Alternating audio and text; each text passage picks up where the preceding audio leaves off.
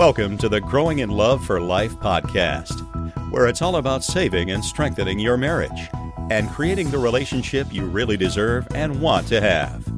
And now, from growinginloveforlife.com, relationship and marriage coach and best-selling author, your host, Liam Naden.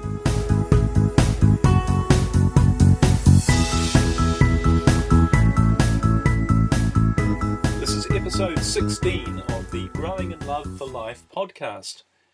Hello everyone, it's Liam Naden here again from growinginloveforlife.com, and welcome to this week's episode of our podcast. And this week I want to talk about something I think is really important, but it gets overlooked by a lot of people when they're struggling with their marriage. And I've called this episode Save and Strengthen Your Marriage with the Power of Shared Interests. And you know, shared interests are really important, and they're so important. I think they're actually one of the fundamental glues, if you like, that not only hold a marriage together, but are one of the things that really defines a great marriage. And it's one of the main differences between a great marriage and not only an average or an ordinary marriage, but one that's actually struggling as well.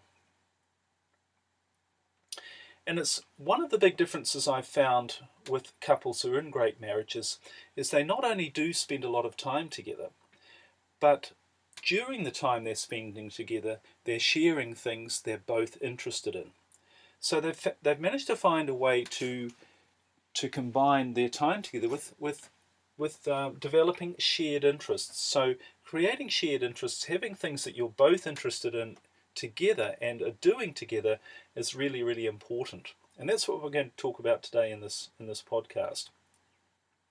Because if your marriage is struggling and you're trying to save it, or even if you just want to improve it, then if you can find a way to not only increase the amount of time you spend with your spouse, but you can find a way to increase the amount of quality time, and that's through shared interests, then it's definitely something you're going to find is going to make a really big difference. So as I said, this is what we're going to talk about. I'm going to give you some ideas which I hope you will find useful and helpful, and you can take away and start to make a difference in your own marriage.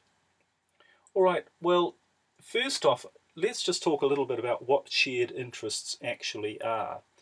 Now, pretty obviously, shared interests are things that you're both interested in, and they might be activities or experiences, but the key is that you enjoy doing them together with your spouse or your partner.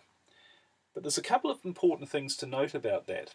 And the first thing is, when you're thinking about what a shared interest actually is, then obviously the key is that both partners enjoy the activity. And again, you might think that's pretty obvious, but often I talk to couples and I see couples and they're trying to develop a shared interest where one of them is really just going along with the other. It's maybe something that they're not particularly interested in, but they want to do things together with their spouse, or they realize how important it is to do something with their spouse, but it's not something they're particularly interested in, so they're just going along with it, if you like. Now, in one way that's commendable. It's good that they're trying to do that, but the problem is that if one person is enjoying something and the other is really only doing it with them to keep them happy, then it's never really going to last. And in fact, sometimes what happens is the person who's not really enjoying it starts to develop a bit of resentment about the other person. So that's the first important thing to note, that it's got to be something you're both interested in. And the second thing is that you need to have within yourself a belief, and if you like, a willingness to find shared interests, and to know that you're going to be able to find things that you both equally enjoy without compromise. So again, when I often see people and they think, they have this belief, well, I'm never really going to find something that we're both interested or that I'm going to enjoy. And they have this belief that, you know, it's always going to be that one or the other is going to enjoy it and the other person is going to go along with it. And they might feel that they're very different from their spouse, that they, you know, perhaps already have very different interests. And they don't believe they can actually find a common interest. But you need to do that. You need to know that you can find a common interest. And I'm going to show you some ideas today to help you to do that. And I also get sometimes when I'm working with couples through the Save Your Marriage program that I have, my personal coaching program, or in consulting with them, I often find that one of the people in the relationship is resistant to it because they think, all right, well, if I'm going to have to develop, or if I want to develop some shared interests with my spouse, maybe that means I'm going to have to give up doing what I enjoy now. And that's something you need to get over as well. Well, one example is a guy who likes going, say, fishing with the boys. And if you raise the whole idea of maybe developing shared interests with his wife, often people like that can be a bit resistant and say, oh, that means I'm going to have to give up fishing with the lads, which I really enjoy doing. So you need to have a belief that that by having a shared interest, it's not going to mean you're going to compromise and you're going to have less enjoyment than you currently have. You've got to have a belief that actually sharing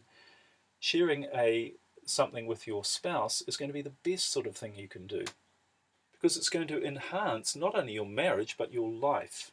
So you're going to benefit from it. It's not going to take anything away. It's important to have that mindset when you're looking for something that you can share an interest with your spouse.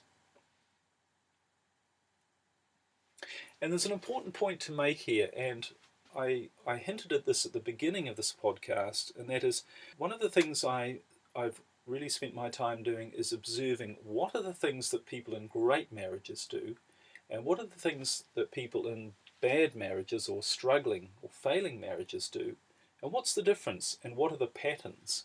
And one of the clear patterns that I have seen is that couples who are in great marriages, who have fantastic intimacy and communication and real love and passion for each other, that might have lasted for years and only kept getting better rather than declining, the thing that they do, one of the things I've really noticed about them, is they have shared interests, and they have things they both love doing, and they both love doing it together.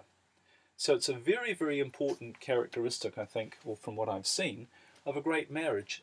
So, and it's something that people who are struggling or who have marriages that are failing or that are not giving them what they want, they don't tend to spend much time with their spouse, with their partner. They don't have shared interests. They tend to lead very separate lives often. So this is something you really want to look at, I think. Now, if you're still struggling with this whole concept of sharing more of your interest with your spouse, or not knowing how you can create shared interests, then it's important to think about or to ask yourself the question, and why are shared interests so important? Why is it so critical? Well, the first thing is that it gives you and your spouse time together. And you know, in this day and age where we've got all the pressures of family and our career or our work and maybe friends and other things, all sorts of things going on, the one thing that slides, or the first thing that tends to go, is the quality time we spend with our spouse. You know, it really is one of the first things that goes. And often you can, you know, I meet couples and I say to them, when was the last time you actually did anything fun together? And the problem is, it's not that they don't want to, it's just that all of the other things seem to be a higher priority. And the problem is that if you don't make it a priority to spend time with your spouse, then the years are going to go by and you're going to turn around and there'll be nothing left. And I'm sure perhaps some of the people listening might relate very strongly to that one. So that's the first thing about having a shared interest with your spouse. First thing about why it's so important, it actually gives you and your spouse time together. And the second reason why shared interest is so important is because what it does is it creates an opportunity for you and your spouse to connect with each other emotionally. You know, when you're doing something that you enjoy, obviously what's happening is you're engaging your positive emotions, you're feeling good. So, and if you're doing it with your spouse, then you're able to communicate and engage with them in an emotional way and in a personal way where it's just fun. So it helps keep that emotional connection going with your spouse. And you know, that again is something I see with people whose marriages are falling apart, is they've lost that emotional connection. They've lost that ability to have fun together and to spend good quality time together, if you like. So that's why another reason why shared interests are so important, because they give the opportunity to do that.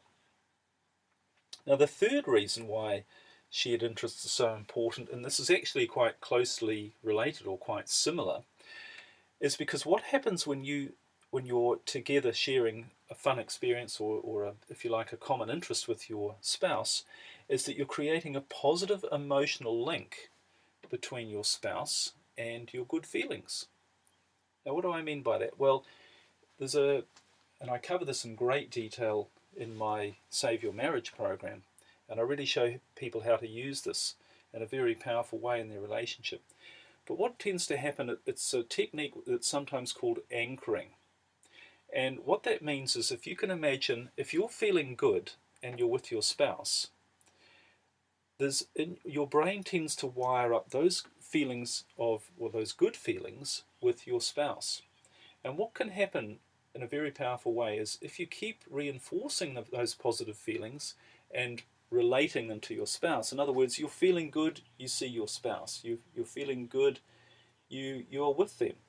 What tends to happen then is you're building up, if you like, almost like a bank balance of good feelings about your spouse. And so what can happen then is that you can just look at your spouse. Say you come home from a hard day's work and you see your wife. If you have a lot of good emotional feelings wired into your brain through having spent good quality time with them, even if you're not feeling good when you first see them, so perhaps you come home after a hard day's work, even if you're not feeling good then, by actually seeing them, it's going to change your emotional state and you will feel good. So this is a very powerful thing to know, that the more positive emotion you can link between your spouse and what you're doing, the more it's going to create a positive overall atmosphere and environment in your relationship. So that's really important. And another reason why I think shared interests are so important is because what it does is, it's a way of continuing the chemistry with your spouse and that emotional connection where after the initial attraction phase is over. Often people get into a relationship and even into a marriage, and it's often built on that initial lust and, if you like, chemistry, that chemical attraction that we feel when we first meet somebody. And we might not have a lot in common with that person.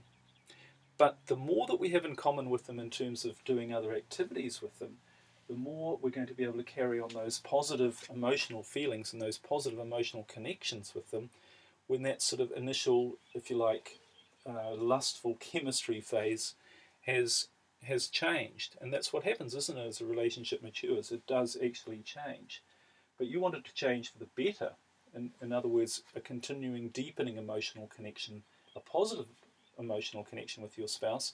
And the way to do that, a very powerful way to do that, is to share activities and share things that you enjoy together. So I think those are some of the reasons why shared interests are so important. And all of these things are going to mean you're going to be closer, you're going to be happier, your communication's going to be better, and you're going to have all of the trust and the intimacy in your marriage that's going to make it a great one. Okay, so how do you find shared interests? How do you find things that you can do together? Because often people have lost that. They no longer know what, people say to me, okay, well, this is great, this shared interest thing, but what can we do together? We seem to have different interests. Okay, well, there are definitely things you can do to develop shared interests if you don't already have them, or don't have many of them. Because even if you've got some shared interests, if your marriage isn't where you want it to be, you need to think, how can I find more shared interests? How can we find more ways to enjoy being together, which is basically what shared interests are all about. So the first thing to think about is, what are you interested in? And it's a really useful idea to make out a bit of a list of all of the things that you are interested in doing. And there might be things you're currently doing, but also put down there things that you possibly have thought that you would be interested in doing that you haven't tried yet. And include activities and experiences and anything you can think of that you're interested in trying, or you are already interested in. And then do the same thing for your spouse. And if you can do this together, obviously all the better. But if your spouse is a bit resistant to this idea, or if you feel that they're drifting away from you and your communication's not that great, then you can do it for yourself, and so write down, what's your spouse interested in? What sort of things do they like doing? And what sort of things have they told you, maybe in the past, things that they would like to try? So make a list of those as well.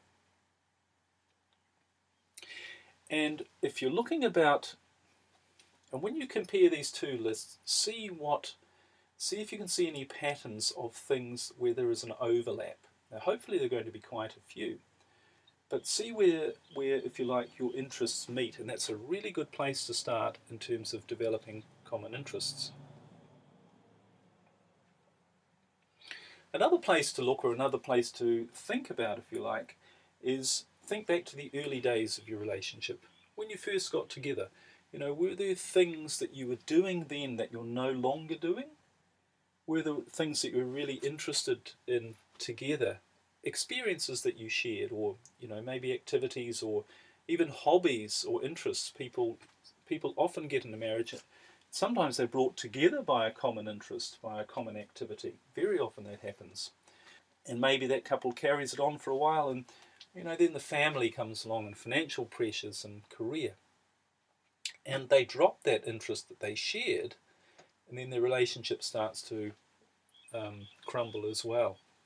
So that's a really good thing to look at. What were the things that you were interested, the sorts of things that you did together early in your relationship?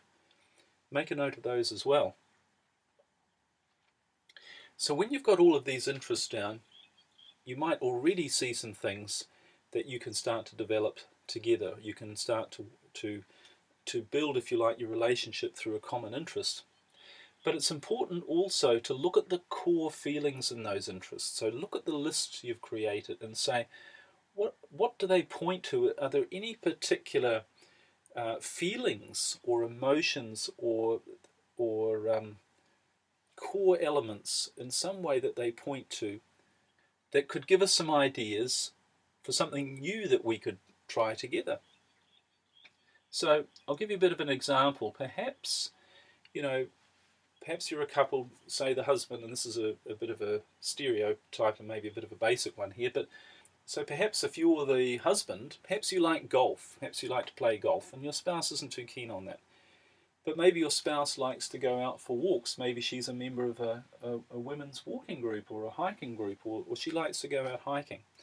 So what you can look at, you can think, what are the core elements of those two things? Well, obviously they both involve you being outdoors and being active. So maybe there's another activity or another hobby or sport, if you like, that the two of you might be able to explore together that you could both enjoy, but it's not golf and it's not hiking. So it could maybe something like sailing, or in the winter skiing. So think about that, and you might get some ideas from that. Now, another way to try and discover what shared interests you might have is to examine an interest from two sides. In other words, look at one interest from more than one angle.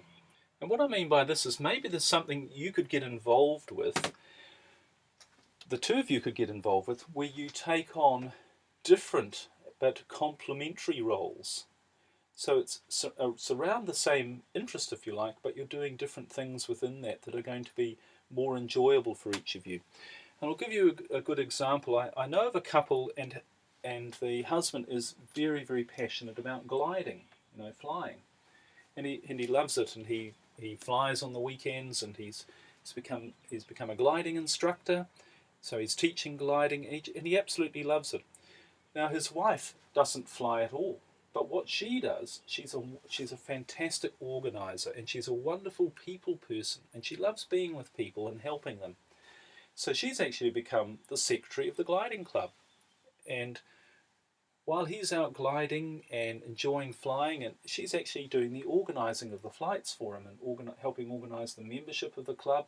And together, they're not only enjoying the gliding, sharing, being together through the gliding club, but they're sharing, helping to build the club.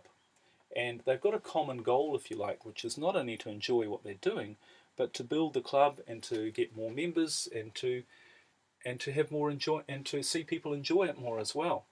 So that's, if you like, the same basic activity, but they're within that they're doing completely different things, and it's a wonderfully connecting and something that's wonderfully enhancing to their marriage by doing that together. So that's another thing you can do, is look at maybe one interest or one activity from different angles and say, what could I do? How could I be involved in that in a way that I'm going to really enjoy by doing things that I really enjoy?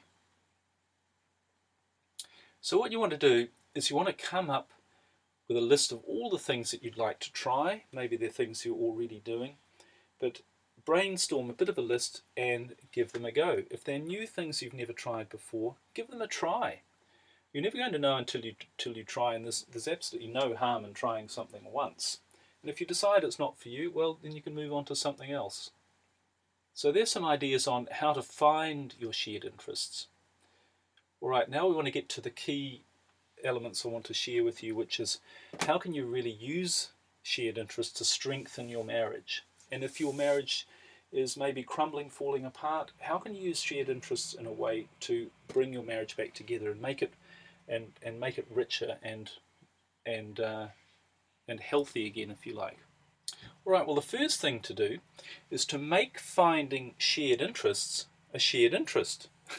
So all of the things I've already talked about how to find shared interests, you want to make that an interest as well. You want to make that a bit of fun. You want to make that a priority, if you like, and something you're going to do. So have an interest in actually finding your interests. That's the first thing. And the second thing is to commit to having shared interests.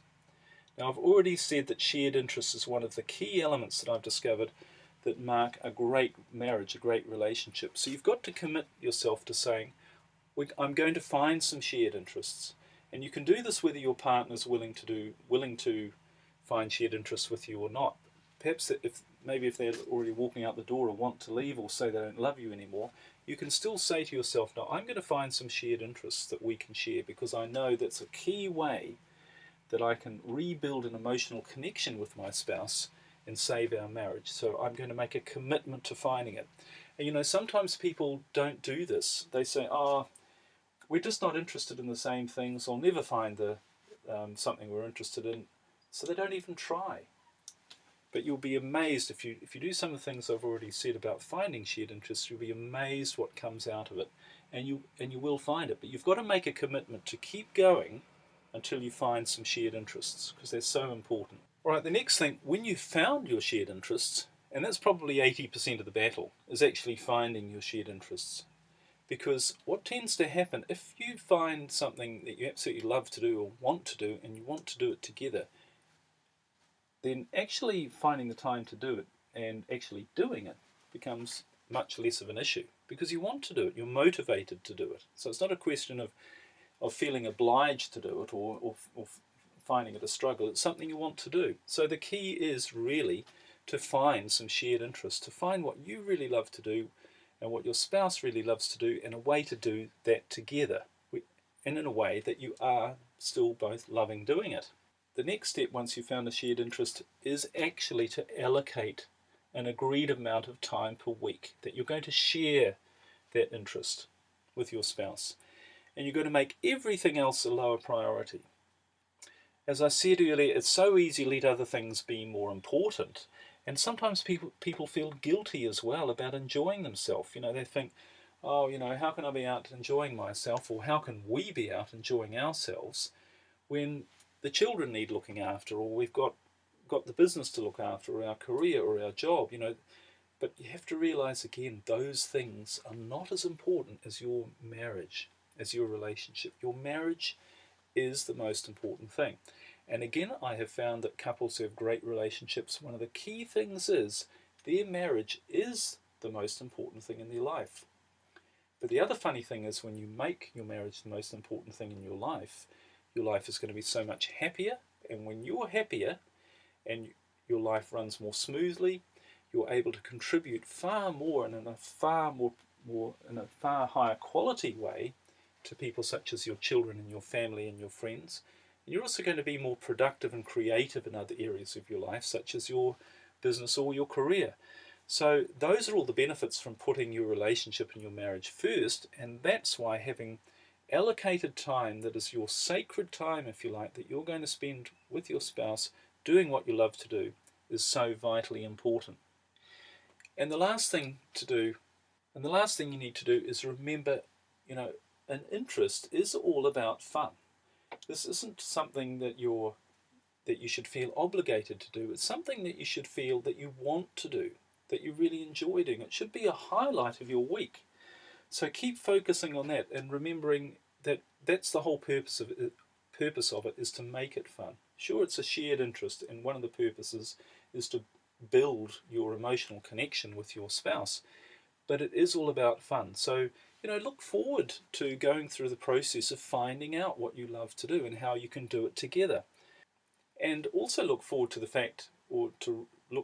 realizing that when you can share it with the person that you love, then doing what you love to do is even more wonderful. All right, now what happens if you're in the situation, because obviously I've talked about shared activities, and that's all fine and good if you and your spouse are both on the same page, if you like, or if your spouse is willing to work with you to find shared interests. But what happens if they're not? What happens in the situation when they're saying to you, our marriage is over and I don't love you anymore. Maybe I love you, but I'm not in love with you. That's a very common one. Or I just want to be on my own, or I want to be with someone else. What do you do if you want to develop some shared interests and your spouse is thinking those things? Well, remember, the first thing you need to remember is that if you can engage their emotions in a positive way, then that is really going to be one of the most powerful things you can do to get them back and reconnecting with you. And in my Save Your Marriage program, I go into this again in a very deep way about how to reconnect emotionally with your spouse when they don't want to reconnect with you. But how can you really dig deep into their heart, into their feelings? So, if your spouse is not willing to engage with you and to develop shared interests with you, there are things that you can do. And one of the most important things you can do, I think, is to first off focus on finding things that they're interested in and find a way for the two of you to be involved together where you're supporting them in their interest and you're showing them that you're supporting them in their interest, but you're also enjoying it as well. So maybe let's look at the fishing example. If your spouse, maybe it's your husband, is interested in fishing, is there a way you can get involved in the local fishing club in some way? Some other way. Maybe you don't need to go out fishing with the lads, but is there a way you can get involved in that activity in a complementary sort of way? Remember I talked earlier about the gliding club example. Or maybe you could plan a trip that incorporates what your husband likes to do. So if he likes to go fishing, maybe you could incorporate that into some trip or an event with something that you like to do as well. So look at ways where you can really focus on what your spouse is interested in and find a way where you can start to get involved in that by doing something that you're interested in as well. The second thing, and this is really important, is not to put pressure on them over their interest. So the last thing you want to do is send the message, well, I know, for example, about fishing, I know you really like fishing and I want to save our marriage, and a good way to do that, I think, is if I can get involved in your fishing. Now what you're doing there is that you're sending the message that you're putting pressure on them, all right, and that you're also sending the message you're only really doing it because you think it's going to help your marriage. Now, if you do that, in other words, what you're really doing is putting your own needs and your own interests second behind theirs. If you do that, they're going to think, oh, they're trying to make up, or they're trying to, they're only doing it for my benefit, and they're not really interested. So it has an element or an air of manipulation about it, if you like. Now, you don't want to do that. You've got to find a way that you enjoy it as well. And that's why, as I say, even if you're looking at things from a different angle, at the same interest, but see how you can get involved in their interests, but don't put any pressure on them. But here's the thing. If your spouse can see that you're getting involved in something that they like, And you're doing it in a really genuine way. You're doing it because you want to get involved, because you're getting pleasure out of it. In other words, you've got positive emotional energy attached to it. Well, if you do that, then that's going to be something they're really going to appreciate on a deep level. And they're also going to think, hey, perhaps we've got more in common than I thought. So they don't see it as you putting in an effort to your marriage, because remember, if that's probably not what they want. They probably, if they're over putting in an effort into your marriage, that's not what they want. But if they can see that you're enjoying doing something similar to what they're doing, they're going to be able to see that maybe there's more that you can do together. So it could take a little bit of time, but one of the keys is to use some of these ideas and to see what are our shared interests. How can we really both be emotionally fulfilled and really happy doing something together? How can we find things to do together that are going to make us both have a lot of fun? And if you can do that, that's going to be a massive enhancement to your marriage. So that's why I really can't overestimate the importance of shared interests. And as I said earlier, a lot of what I do when I'm helping couples through my Save Your Marriage program or other things is I show them these patterns. I show them what great couples are doing. And invariably, they're things that they're not doing. And this whole shared interest thing is an absolute key element of a great relationship. So if you want to save your marriage, if you want to strengthen your marriage, really look closely at the whole thing about shared interests and give some of these ideas a try. I think you'll find it very, very useful. So that's about all we've got time for. Thank you very much for joining me. I really hope you found this useful. If you want some more ideas on how to save and strengthen your marriage, I've got a very powerful free report. It's something you can get free from my website, growinginloveforlife.com. I really hope you'll take advantage and look at that report. That will really help you. It's called The 5 Keys to Saving Your Marriage Now. And I look forward to sharing some more information with you in the next podcast. Bye for now.